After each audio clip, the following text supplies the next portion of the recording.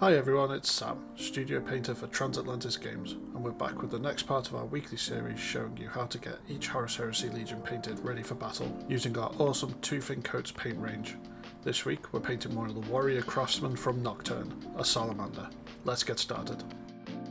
First up is the base coat, and for this I mixed 2 parts Wyvern Green and 1 part Orc Hide. I thinned them down slightly so Two Fin Coat should do the job on the base coat. What you want to do while base coating is make sure the brush keeps moving, keep the paint quite thin, and never go back over any areas that are wet until it's dried out and you can add another coat. With the base coat done, we go ahead and block in the black on the shoulder pads using Doom Death Black.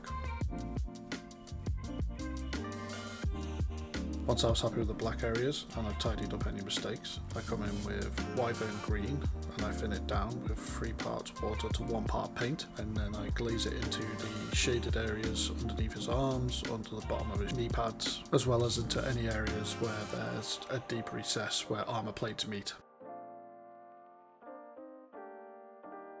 Once I'm happy with the shading and again gone back to touch up any mistakes, I go in with Ethereal Green and edge highlight all the armour plates. Once I was done with the armour, I decided I was going to add some gold trim, and to start with I used a base coat of Dragon's Gold. Once the Dragon's Gold was dry, I placed Flesh Wash into the recesses. Once I'd made sure the wash was dry, I went in with Glistening Gold and highlighted the edges of any of the gold areas.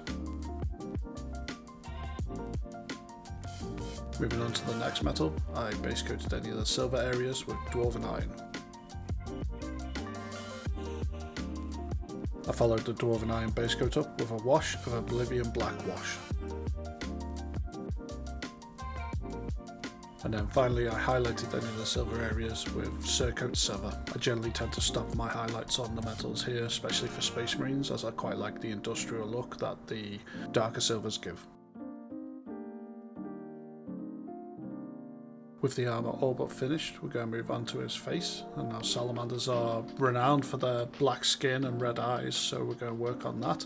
And to start with, I base coated the flesh with Death Reaper. Once that was dry, I thinned down Doom Death Black, 3 parts water to 1 part paint, and glazed that into the recesses of the skin. Once the glaze was dry, I went and highlighted the raised areas such as his nose and his eyebrows and lips with Dungeonstone Grey. I also edge highlighted the bolt gun case as well.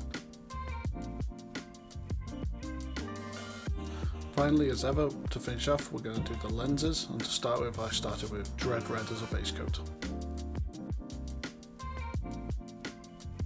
I then used Demon Red to highlight the lens, and I also dotted his non-bionic eye. And here's the finished Salamander, ready for the fires of battle and the anvil of war.